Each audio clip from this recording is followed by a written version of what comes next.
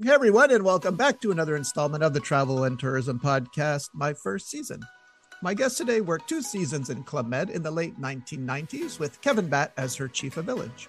Her first season was in Club Med Turks and Caicos in 1997 as a hostess, and then she worked in Club Med Cancun during the 97-98 season as public relations. Her roommate went to Playa Blanca on vacation and suggested she give it a try. She did, and then went to Turks and Caicos as a GM in November of 1996. She has a BA in English and Journalism from Montclair State University. She did ballroom dancing for 5 years, and she is the lead singer of Rockhead, a New Jersey-based 4-piece bar cover band that covers music from rock, disco, the 80s, 90s, pop, and metal. Please help me welcome to my first season, Christy Nilsen. Hey, Christy, how are you? I'm great. How you doing, Greg? I can't believe I have a lead singer here. Thank you, thank you, thank you. But don't worry, I will not make you sing. That was my promise to you. But we are going to get into a little bit about it, if that's okay with you. Oh, of course, I'm going to ask you how this happened, Sure. No, so thanks for coming on and agreeing to share your story with us here today. Thank you. absolutely. Thanks for having me. Okay, so you got a BA in English. I'm currently doing a BA in English, Awesome. which is you did it the right way. You got it first. Okay, not like the Bobo that I am doing it now. And for some reason, I appear to be the oldest person in the classroom. Okay, unless You have there's a life auditors. experience. Okay, yes, exactly. Students asking me, "Are you lost? Are you supposed to be here?" Okay, yeah, I get those questions all the time. Okay. Are you auditing this class? Anywho, all right. So we know that you had a roommate. Now, where was this roommate that went to Playa? Like what year are we? Kind of 95, 96? Yeah. At the time, I was living in Hoboken, New Jersey, and I was just starting to work in my career, working in New York City in the consumer products industry and marketing research, and just kind of, starting with adult life, if you will. And one of my roommates at the time, she went on vacation to Playa Blanca and came back and just was gushing about her experience. And up to that point, I hadn't left the country yet. I hadn't really gone on too many trips. I had been to Florida for like spring break and such when I was in college. But when my roommate was talking to me about her experience with Club Med, I was like, whoa, that sounds like a lot of fun. I got to check this out. And Club Med was being advertised on TV, seeing a lot of commercials, the whole Antidote for Civilization campaign and such. And so that's when I reached out to one of my best friends, and I was like, Sharon, we got to check this place out. So instead of Playa Blanca, we decided to check out Turks and Caicos. Booked our trip, did a package deal, and away we went in November of '96. Now, did you ask this friend so you wouldn't be paired with a stranger, or you thought she'll have fun? No, my friend Sharon and I, like, she's still one of my best friends to this day. And back then we were kind of like known as the Doublemint twins. We were both, blonde, young, and going out and hanging, going into Hoboken, listening to the cover band scene, all that stuff. I knew she would be a great and fun friend to do this adventure with. So that's why I asked her to join me. I kind of have a feeling that if you walked into Turks and Caicos in 1996 as the Doublemint twins, the Geo team probably took a shine to you, I'm guessing. Okay. I would say so. Okay. Let's leave it at that. Yes. Oh, yeah. That's where it'll stay and remain. It's Yeah. funny. Oh, sorry. Go ahead. Oh no, I was just saying, like, Okay. there are so many memories of it all. It's so vivid to this day. I mean, it was over 25 years ago, and I still remember when we arrived and just seeing it was like a Benetton ad, like the Geo team. It was just so new for me. I can't speak for my friend, but for me, I hadn't really been outside of New Jersey all that much. So to, be out of the country and to just see all these charismatic, gorgeous, fit, fun young people kind of interacting with us, helping us with our bags, getting us to our room, and just showing us what the whole Club Med environment and experience would be like. It was just nothing that I ever had up to that point. It's still a very indelible memory for me, for sure. And when you were there as a GM in 96, I'm guessing Kevin Batt was also the chief, and then you started May 97. So did Kevin help you get the job, or you applied through the normal channels? Yeah, actually, that is probably the whole application and how I got in is I feel kind of an interesting part to my story because so when I was there as a GM in November of '96 in Turks and Caicos, then my friend Sharon and I at the conclusion of that trip, we were like, oh, we want to go back, we want to go back, and so we rebooked another trip for February of '97. And so when we got there, I was in the GM show, I was doing the circus stuff. I was the ultra GM, if you will, because I just wanted to do everything. And in my heart, I believed, I was like, this place is meant for me. I belong here. I just knew that this would be a place that I would really thrive in. And so I did talk to Kevin while I was there, but I'm sure that you get bombarded. I'm sure the chef de village, would get bombarded. Oh, I want to work here. I want to work here. So what happened was when I came home, this was the first time I ever manifested. I had an experience of true manifestation. You know what I mean? I had a goal in mind, and in my head, I was like, I'm going to work here. Like I was speaking as if it already was true. And I did a unique application because I did the initial application of the traditional process and I got rejected. So I got the rejection letter and I kind of expected it because I'm not multilingual. I barely speak English. I hadn't really traveled. Being from the US back then anyway, we really weren't, learning languages in our educational system when I was growing up was not overly prioritized. So I wasn't able to speak French and Spanish and Italian and German and such. So I thought that was going to be a liability. So I didn't take the rejection too seriously. I said, okay, I'm going to do something different. So I made a PowerPoint presentation and wrote a poem as to why they should hire me. And it sounds so cheesy now, but it was just a great deal of effort, because there was nothing really fancy or schmancy about what I did. But I just did this thoughtful application of my resume, a presentation. I FedExed it to Kevin's attention, and he called me and offered me a contract right then and there. So that's Okay, how hold up. So many questions. Are you saying that you videotaped your PowerPoint no, presentation? So how do no, you I didn't. send a power? This is I 97. So how do you do that yeah, part? printed it, copied it, packaged it nice, Oh, okay, okay. I see what you mean. All right. and So you didn't FedEx. actually film yourself giving a No, PowerPoint no. presentation. Okay. Yeah, I had All no right. access to digital media back then. Okay. It was more of the primitive way of conveying my So it was skills like at the the top time. 10 reasons why you should hire Christy Nilsen, right? Something Yep, like and I that. and I and I threw in like pictures from my trip, and I wrote like a poem, and and my cover letter was such just saying like I felt that I could be an asset to the organization, and I felt I belonged there. And from when I arrived on my first day as a GO, and I was being greeted at my arrival, there were GOs that I already knew from when I was a GM, and they recognized me, and several of them were like, wow, that was a great presentation, that was a great application. And I'm like, what? And I learned later that Kevin took my PowerPoint deck, and from my understanding is he took each page and he posted it onto the wall of like one of the rooms where we would have our meetings. And just to pretty much say how, look, he had a GO meeting to say, look, this is how much some people want to work here. So it kind of, I made an impact in that regard. I'll say I don't know anyone else who Yeah. did that upon not getting accepted the first time. Yeah. That's a pretty cool idea. Good on Yeah. you. I just felt I knew I had to do something a little extra because I didn't have the language skills. So I was like, all right, what else can I do to up my chances here? And it worked. And now you're only one half of the double mint twin, right? Now I'm sure Sharon stayed back home, right? I'm guessing she didn't. She came to visit me though, which Oh, was okay. Uh-oh. Okay. Moving right along.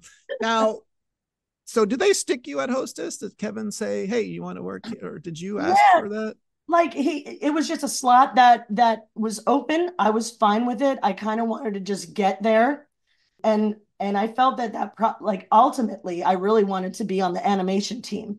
And I wanted to be a choreographer if I could. But I had to just get in there first, and in my opinion, just prove to myself that I was right for Club Med, and Club Med was right for me. And yeah, so I was offered a hostess role, but because I was a pretty good dancer, I was a pretty good singer.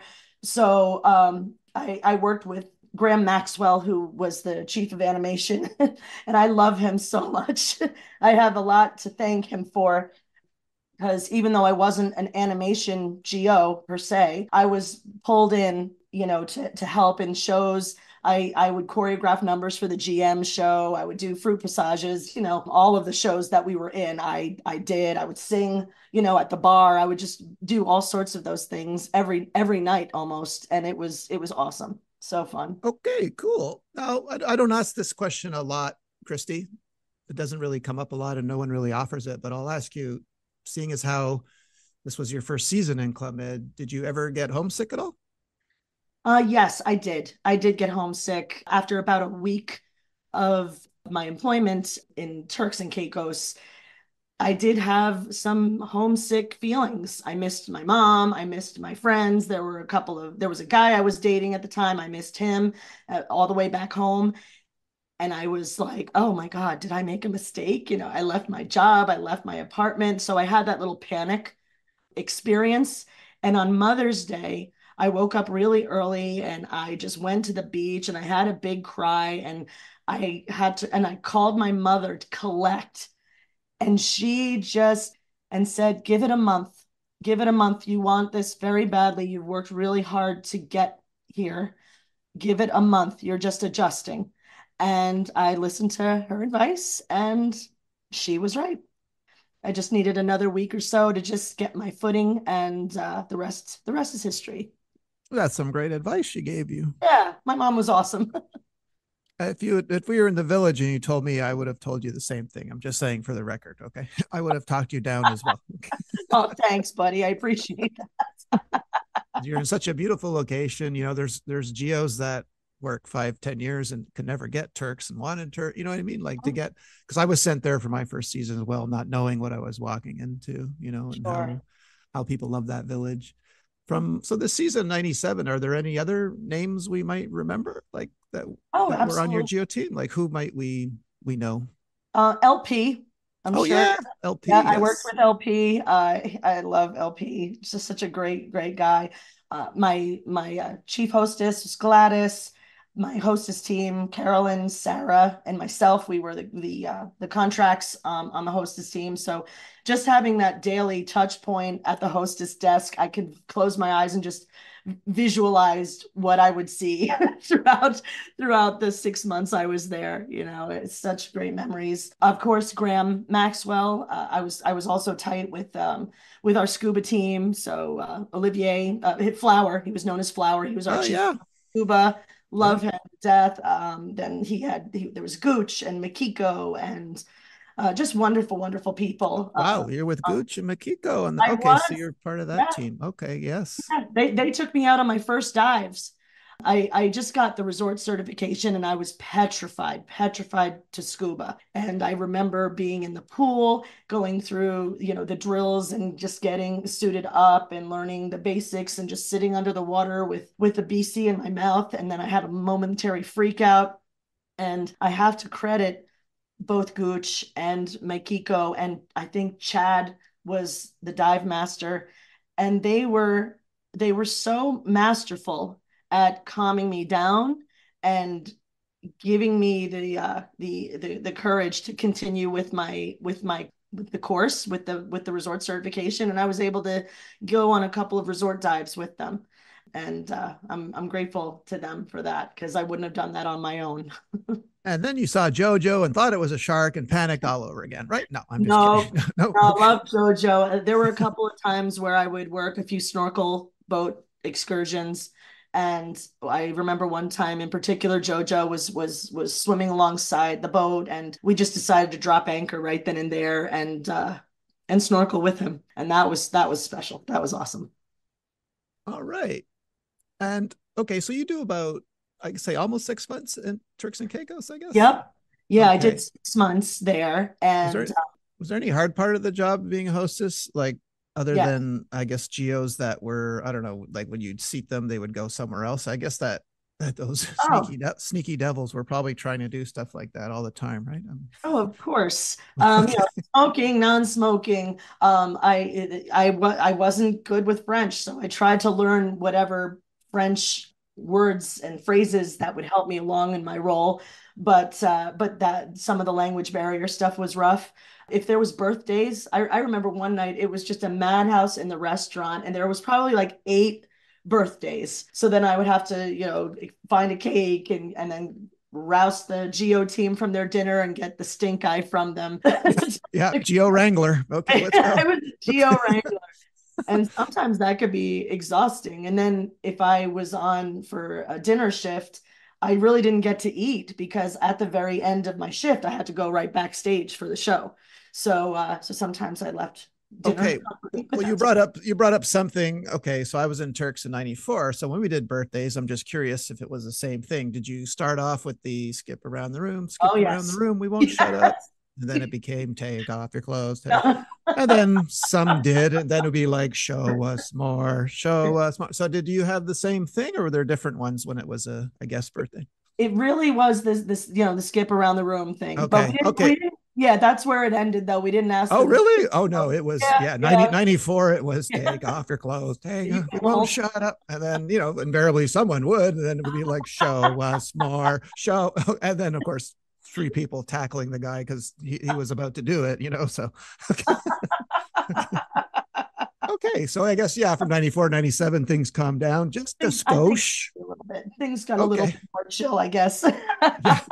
So the Graham, okay. So shout out Graham. He was on the podcast. So did he Awesome. put you in any shows, or do you remember any shows Oh that my were gosh, putting on? absolutely, absolutely. Because I Graham is really one of my dearest memories of my Club Med experience. He's obviously so talented, but he was also really able to work with a team of people where we all had different backgrounds, different skill levels in performing, different tolerances for alcohol. Because I'm sure some people came a little bit tipsy to rehearsal on occasion. Guilty.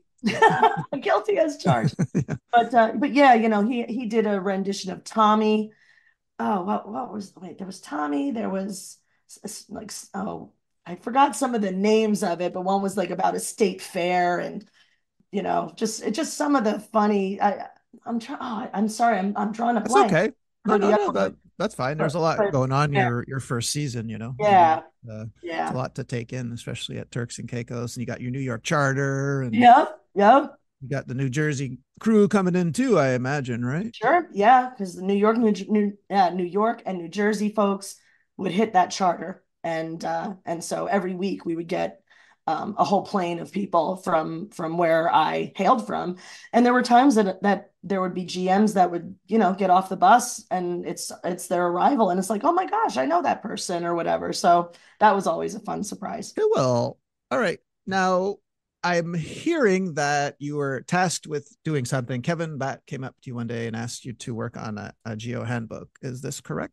Yeah, he did. It was pretty cool. I am one to enjoy creativity, if you will. And Kevin came up to me one day and said, "Hey, I would love it if you wouldn't mind giving this a shot. I want to have this handbook for geos." And it's just to kind of give folks a leave behind, something that they can take with them and refer to them during their season about what it's like to what it means to be a geo, what's expected of them, and to make it fun, to make this handbook fun. So it was an experience because I had very little to work with in terms of technology. So at nighttime, after I was finished with my shows and then finished in the disco, so it would be about 2 in the morning, and I'd work from like 2 to 3 in the morning in the excursions office because there was a computer in there that had Microsoft Office, and I was able to arrange a photo shoot with all of the geos just to get some fun shots of all of us professional pictures done and work that into the layout of this handbook. And I still have it. I still have my handbook. Oh, It's a really? Oh, yeah, maybe you I do could have it. take a few I'll pictures yeah, for us so we can include it with. absolutely. All right. Sure, sure. Now, do you think Kevin asked you because of your PowerPoint that you did? Probably, yeah. I'm assuming so. I'm Okay, so that's how you got this gig. All yeah, right. yep. Okay. All right. So going back to that call that you placed to your mom, so that looks funny now because not only do you not stop, you go do another season with I Kevin, this know. time in Cancun. So does Kevin ask you to go with them, or that's just where you wound up? Yeah, Kevin asked me to go, and I was thrilled and very, very excited, of course. I when I went to Cancun, what I did was I worked on this handbook during my little vacation. So I got flown home, and I was given 3 weeks vacation. And one of those weeks, I finished up the handbook at home. Then I got flown to Cancun on Halloween in 1997. You arrived on October 31st. I did, yeah. It was Halloween when I arrived. Okay. Did you arrive in costume? I did not, just because Okay. the planes, trains, and automobiles it was for me to get there. And it was late. By the time I arrived, it was late. So any Halloween revelry was probably winding down at that point. But yeah, I remember arriving on Halloween, and I was like, okay, round two, let's go. But now you're doing public relations, correct? I was doing public relations. I was still very involved in all of our shows. I also, I'm trying, Well, well, did you decide to be PR, or that was like the only thing that he had available? it was just something he kind of hybridized for me. I really think. Okay. Uh, it was just instead of me just being on, not just instead of me being at the hostess desk in Cancun, it was a new role that he was implementing, and it worked out because he knew that I wanted to eventually maybe do my stage for choreography, and that just never happened. But being in the public relations role, it allowed me still to also really have the time to contribute with the animation in the village, even though I wasn't an official animation geo. So how does Turks and Caicos differ from Cancun? I mean, but still both singles villages, but do you find that much larger village? I'm guessing. Yeah, Cancun certainly was larger. I was exhausted. When I came home after my Cancun village, I was very, very skinny. My mom was all worried about me, and I'm like, don't worry about me, mom. I was just running around from here, there, and everywhere just because it was just such a big village. And I lived in the casitas, the geo rooms that were a little bit apart from the center of the village. So I got a lot of steps in. Let's put it that way. Okay, so you don't have a bike yet. Okay. No, I didn't have the bike. Okay. All right. Now, did you guys go to Daddy-O's and all that Oh like my once God. a week? Okay. Okay, maybe more than once a week then, So judging by your awesome. answer. Okay. Okay. Yeah, there were so many fun trips that we would go on and take the GMs with us, obviously. Get a bus. We're going to head on over to Daddy-O's. And that was basically a weekly occurrence on Thursday nights. And I can just close my eyes and remember our special little area that we had allocated to us off to the left. The oxygen, I'm assuming that's what they were pumping into the room. They had these like jets of oxygen that they would just shoot down at us as the whole place just erupted on the dance floor. There were shots. I don't know if they were special Club Med shots, but I just remember shots in these inner tubes, or no, not inner tubes, sorry, test tubes that we'd be drinking from. It was just awesome. I loved Daddy-O's. What a blast. What can you tell me about Cancun, the village itself? Like any stories or anecdotes come out of this season? Let's see. I I mean, yes, appropriate. Sorry, I have of to keep course I know. because you only work in singles villages for some reason. I have to keep stating that all stories have to be appropriate. Okay. In all honesty, though, with my experience, because I was only in Club Med for 2 seasons, I really did not experience anything too bananas. I don't really have too much to hide in the crazy story department.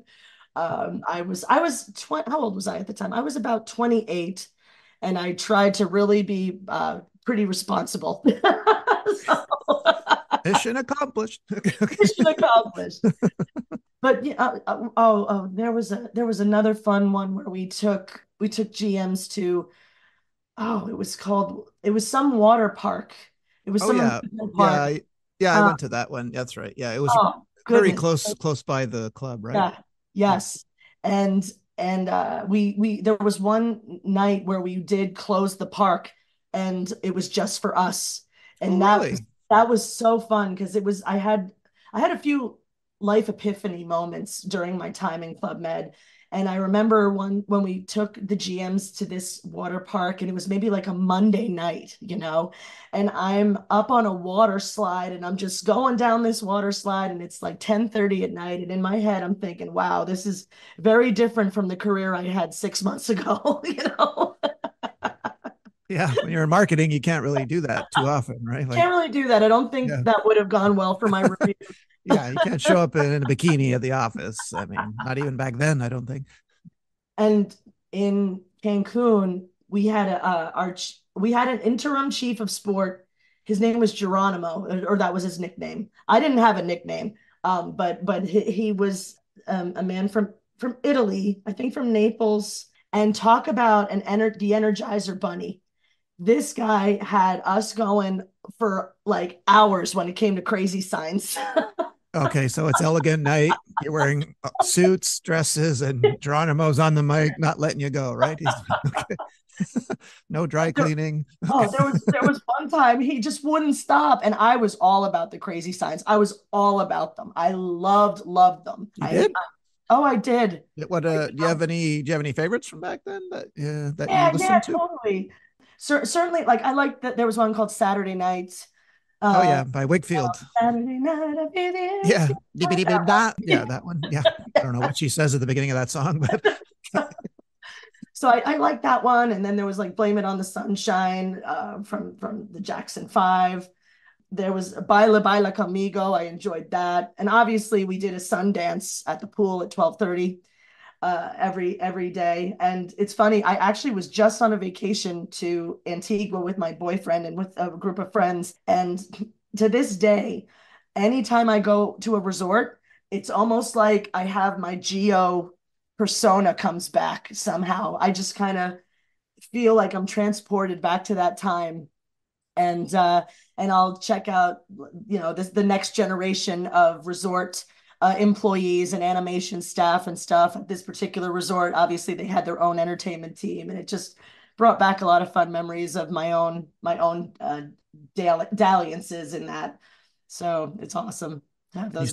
you started putting spoons in glasses for no reason at the table. Okay. What is Or she doing? yeah, the Okay. spoons in the glass, and also the lifting the napkin out of the glass. That Yeah, was our masterful technique of seat assignments. that's right. Woo. Okay. All right. What else? What else can you tell me about Cancun with Kevin Batt? I mean, it was just such a blast. And when I just love the fact that I was able to perform every night, and I would do the GM shows, and that was doing for me, doing the GM shows and recruiting guests to go on stage with me and do a little dance number. That was quite rewarding in the sense of a lot of people that I would bring up there. They had never been on a stage before. They had never been backstage. And actually the backstage area of Cancun and the dressing room was pretty good. It had those like the lights around the mirrors and stuff. And so the guests would be pretty excited, to participate. Yeah, and there was ample separation between the men and women, other Hey, than other places where you're just thrown all oh in the yeah. same room. No dividers, no nothing. So That was very funny too. Like having like I became not yeah. It's like, oh, okay, I have to change in front of my coworkers, whatever. Like it was so not a big deal. yeah, especially if you have less than a minute to change, right? So you're not thinking of that at that moment. Like, I don't want to be late on stage. Oh yeah, I had a couple of costume malfunctions, so those were kind of fun. Nothing where I was bare or anything like that. But I remember there was this one costume I had, and it was a tan leotard, and it had a skirt with a Velcro on it, right? And while I'm dancing, I could just hear the Velcro just separating, and I'm like, oh, in my head, I'm like, oh, this isn't going to be good. This is going down. It's going down. then the skirt fell off. It's just because I was in this tan, nude colored bodysuit. It looked like I was kind of on the naked side, but I wasn't. But it was very like, oh boy, and you hear everyone laugh because they could see the skirt just start to fall, and then boom, there it was on the floor. Good times. Well, since we're on the subject of shows, I'm going to ask you a question. It'll segue us a little away from Club Med, but then we're just going to go back to Club Med. Okay. Yeah, So yeah. since I mentioned in your intro, you're the lead singer. You're actually the lead singer of two bands, Rockhead and Midlife Crisis, right? Mm-hmm. Mm-hmm. So did you sing at all in Club Med, or is this something Yeah. that just developed later? Like what happened there? I have so much. I have to credit Club Med for so many things in my life in terms of the trajectory my life took after. When I was when I was a GM and there was a karaoke night at Club Med, I sang. And at the time, I was very nervous about singing in front of people. I knew I could sing a little bit, but I was very, very self-conscious about it. I was very nervous. But hey, you're on vacation. You might have a couple of rum and cokes in you, give you a little bit of liquid courage. I participated in the karaoke. And by the time I became a GO, I got more confident with that. And that was hilarious too, because sometimes Kevin would be like, okay, Christy, we need you to go over to the bar for cocktail hour and sing on karaoke tracks for a half hour or something. And, it's not like it is today where we can stream all the newest content. We had a very finite supply of songs. So I sang a lot of George Michael and Richard Marx. Richard Marx. Which Richard Marx song? Oh my goodness. He had like there was like Right Here Waiting and just all of his ballads. We had his ballads and I just would sing a lot of his stuff and whatever we had access to.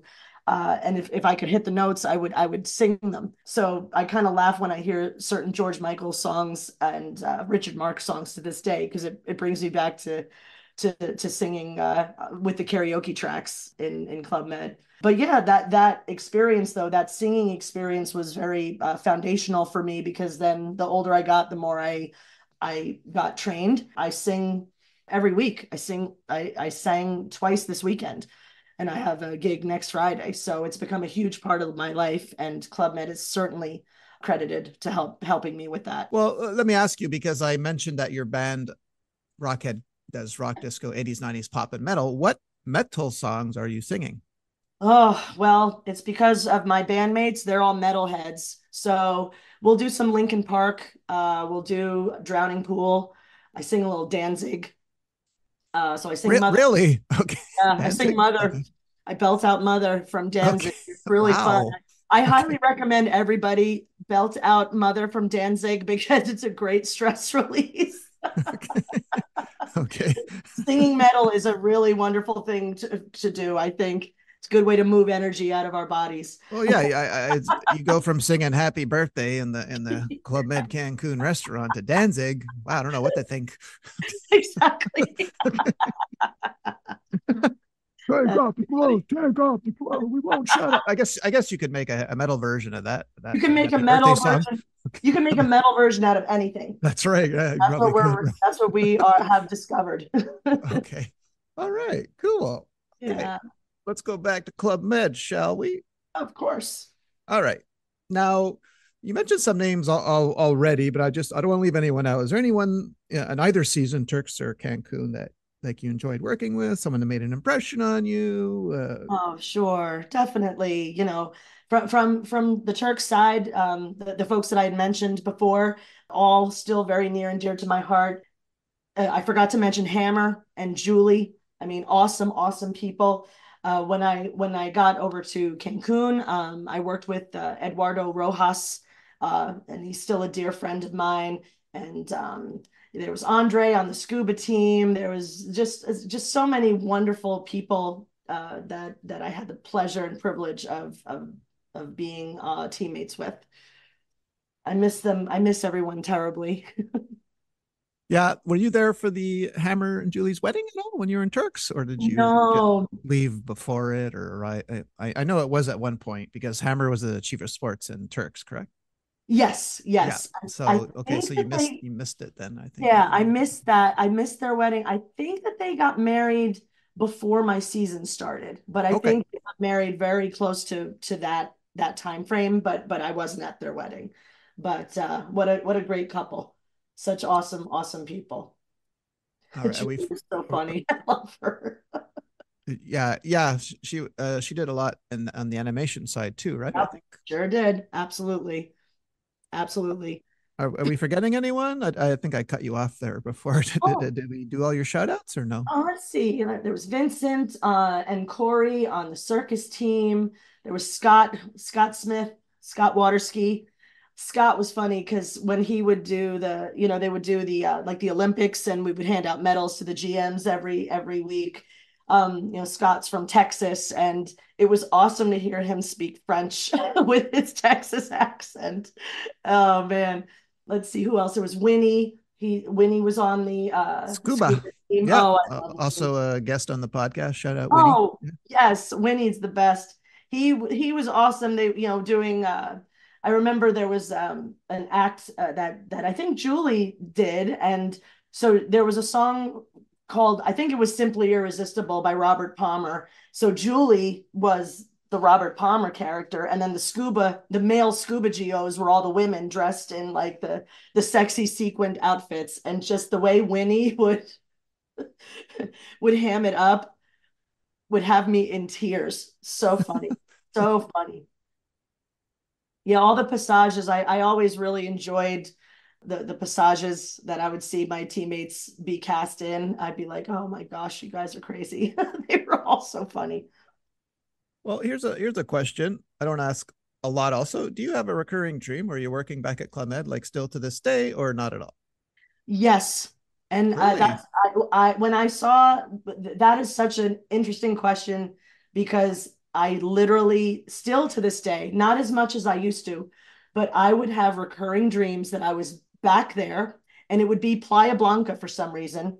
And but I would be the age I am now, but my teammates would be the age they were then. Isn't that weird? But yeah, I would have recurring dreams. So you're And then I would working as wake up. yeah, was there some anxiety situation? Because normally the dreams of the XGOs, there's something that they're not prepared for. Something is running late. Like with me, that's every dream is like that. Like I can't enjoy myself. So your dream, are you struggling or something, or it's just, or it's fine? I think it's fine. I would Okay, good. remember just, being transported back to one of the villages and being like, "Oh, cool, I'm back. I'm back." And there'd be times where I would be going there thinking, "Oh, should I quit my job again? Should I do this lifestyle again?" And I'd be like, yes, cool. I got another contract for 6 months. And I'm just thinking, oh, well, what am I going to do with my job? Like that was the anxiety I would have in my dreams. But that has been a recurring theme of mine ever since I left.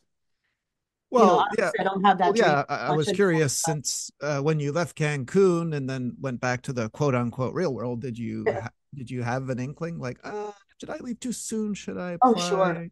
You did? Yeah, Okay. I did.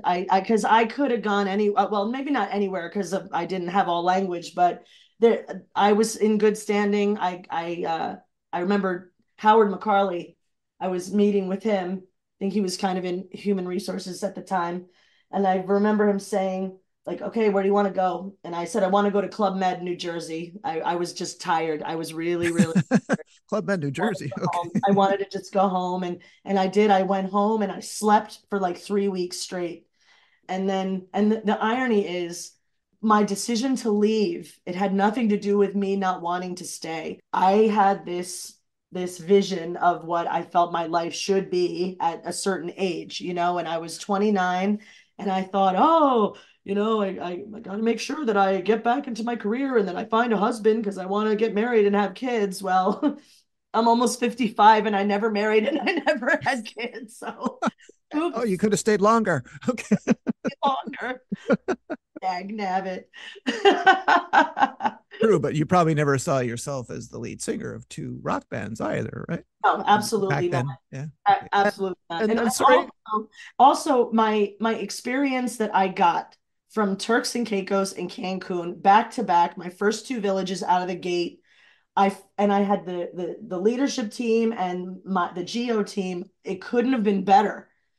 And I didn't think that wherever I would go next, I didn't think it would get better than what it already was.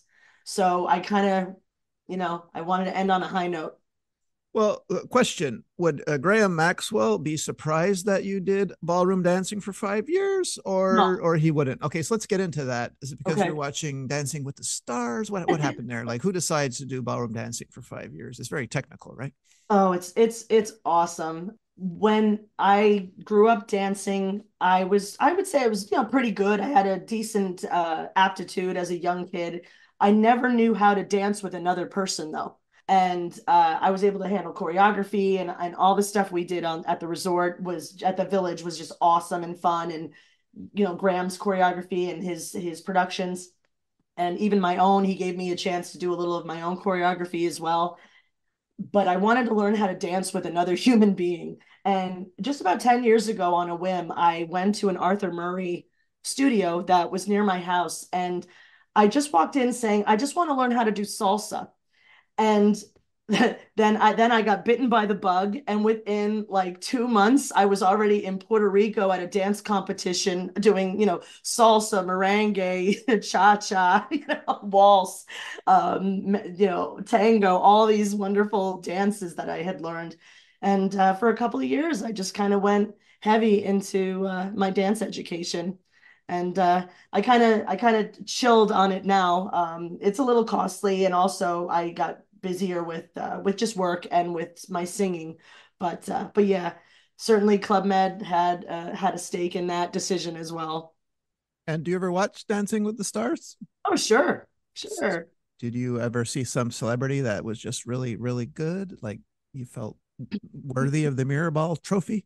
Like I'll be honest, when I would watch it, it would be more on an occasion basis. It's weird. Like even though I love to dance and I love to sing, I'm not a big fan of American Idol or The Voice or anything like that. And Okay. so with Dancing with the Stars, I would certainly watch and check it out, and I would be very impressed. But it also goes to show when you have really expert instruction and you have the time and the space that you need to learn and develop as a dancer. It's amazing to see people's progress. But yeah, there were a lot of people on Dancing with the Stars where I was like, whoa, I had Well, no. wait, excuse me, Christy. Let's go back to what you just said. So Oh, you're sure. saying that because I learned at midnight and I didn't have a lot of time and I was exhausted, that's why I was a crappy dancer? Because I'll go with that. I'll take that because that explains so much what you just said. Because yes, you're Dancing with Stars. People are in a nice LA dance studio for 7 to 9 hours a day and they're taking breaks, but we, Yeah. we, we didn't we didn't have that luxury, right? Oh, we did not. We did Okay. not, right?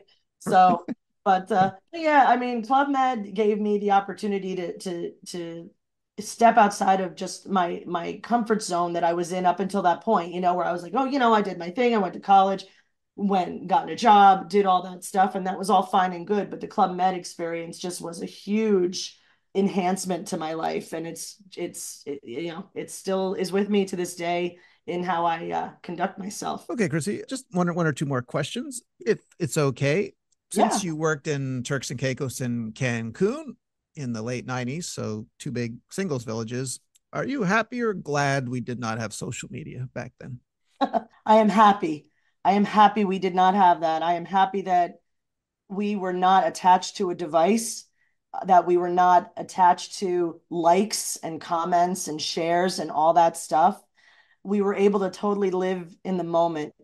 And, you know, once the moment is past, it's a memory. And I didn't want my memory to be me looking at my phone and just taking selfies of myself. I was able to just be with my team and be in these beautiful locations and learning new skills and just having a ball. It's like that's where we were able to truly be present. And I am grateful that we didn't have social media back then. Yeah, I agree. And Yeah. you seem to me, after just speaking with you this last hour, that you don't seem to have any regrets. Like, you're glad that when you applied and didn't get accepted, you're glad that you did that whole PowerPoint. Like, you're glad you took the plunge, right? Oh my gosh, it's there are pivotal moments in many people's in all of our lives, right? Where you might be like, "Oh, I was like this before and after this event happened," you know? And Club Med is like one of those defining events for me, how my life was before and after, and of course during. But it was that significant. Even though it was only 1 year of my life, I packed a lot into that year, and it was at such a pivotal age in my opinion, a pivotal time in life. And it was awesome. Really. I just loved every minute of it and I miss it. And yeah, it's just great to talk to you and relive some of these wonderful memories. Well, no, it's been awesome for you to share it with us. So I want to thank you for sharing it with us and our listeners. Thanks so much, Christy. Thank you very much. One last question. Did you find that your first season was magical, or did you like Turks and Cancun for different reasons? That's a tough one They can because both be magical. they certainly both were magical for sure. Yeah. I think Turks was a little bit more magical for me. It was a smaller village. I was very close to my team. Not to say I wasn't close to my team in Cancun, but I still was very bright-eyed and bushy-tailed, because it was my first season. I was able to get into the organization through a very unique method, and I was just so excited to be there. I was like voted most energetic employee like 1 month or whatever, and my face was like picture of me was hung up somewhere. I just was so grateful for the opportunity, but Cancun being a bigger village and being nestled right in Cancun and the excitement that entailed, just so many fun experiences, funny stories. Yeah, I so they both had magic in them, just a little bit different pixie dust. Awesome. Well, thank you so much, Christy, for coming on the show. Really appreciate it. Thank you. This was great. I appreciate it too. Now, here's where we say goodbye to all our listeners and thank them for listening. I'm not going to say sing it away. I'll just have you say your goodbyes, Christy. Okay. Thanks everyone for listening. It's been a pleasure. Thank you so much, Greg. Appreciate it. That was Christy Nilsen, and we will see you all next week with another new installment. Bye.